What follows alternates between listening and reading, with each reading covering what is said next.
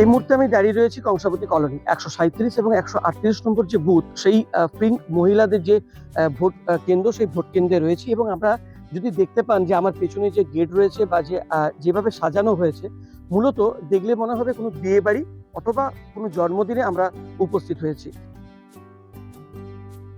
এই বিষ্ণুপুর বিধানসভাতে যে 20টির মতন বিষ্ণুপুর শহরের যে পিঙ্ক অর্থাৎ মহিলা দ্বারা সম্পূর্ণ মহিলা পরিচালিত ভোট গ্রহণ কেন্দ্র করা হয়েছে।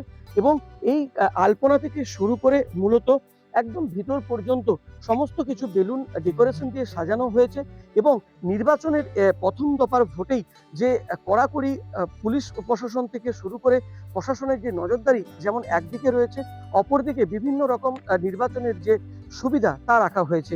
কিন্তু সবথেকে বড় বিষয়, এই পিঙ্ক বুথে একটা সমস্যা রয়েছেন। একজন প্যারালাইসিস পেশেন্ট তিনি এসেছিলেন, তার বাড়িতে ভোট নেওয়ার কথা ছিল, কিন্তু বিএলআরও তাকে জানায়নি, এমনটা অভিযোগও তুলছেন। এবং বিশেষ করে দেখা যাচ্ছে যে সিনিয়র সিটিজেন যারা আসছেন বা বয়স্ক যারা আসছেন, তাদেরকে আগে ভোটার কেন্দ্রে পৌঁছে দেওয়া হলেও কিছু সিনিয়র সিটিজেনের কিন্তু একটা অভিযোগ রয়েছে, ভিতরে পর্যাপ্ত চেয়ার বা বাইরে বসার জন্য সেরকম ব্যবস্থা নেই। বিয়ে বাড়িতে এসেছি মনে হচ্ছে। ভোট কেন্দ্র তো লাগছে, আগে কখনো এরকম দেখিনি, এই প্রথম দেখছি। অ্যাকচুয়ালি প্রথমে তো এই ভাবলাম যে কোনো বিয়ে বাড়িতে সাজিয়েছে বা কোনো জন্মদিনের অনুষ্ঠান হবে সেই জন্য সাজিয়েছে, তারপর দেখলাম এখানে ভোট কেন্দ্রের জন্যই স্পেশালি সাজানো হয়েছে। এইরকম আধুনিক থেকে কিছু বলার নেই, অ্যাকচুয়ালি আমরাও স্পেল বাউন্ড এইসব থেকে ভোট কেন্দ্রতে। অবশ্যই আমার সমস্যা 2024 সালে আমার ব্রেন স্ট্রোক হয় ফেব্রুয়ারি মাসে, দিয়ে একেবারে শয্যাশায়ী ছিলাম। 2 বছর আস্তে আস্তে ফিজিওথেরাপি করে করে আমি এখন আপাতত লাঠি নিয়ে সামান্যতম হাঁটতে পারি।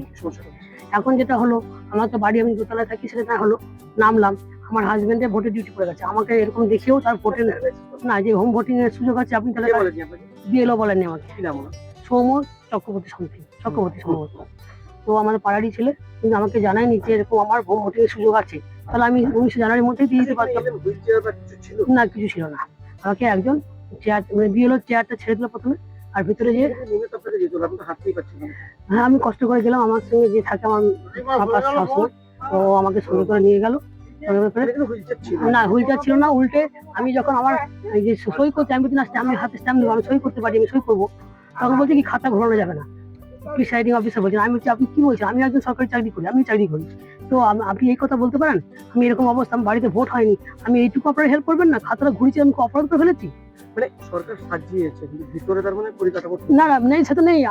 যদিও সব মিলিয়ে অভিযোগ এবং ভালোর মন্দ দিয়ে এই পিঙ্ক বুথ কিন্তু একদম বিয়ে বাড়ি বা জন্মদিনের যে একটা ছবি, তা কিন্তু অনেকেই মনে করছেন, বা যারা ভোটার আসছেন তারা কিন্তু এক একজন মনে করছেন যে এবারের এই পিঙ্ক বুথ দেখে তারা কিন্তু খুবই খুশি।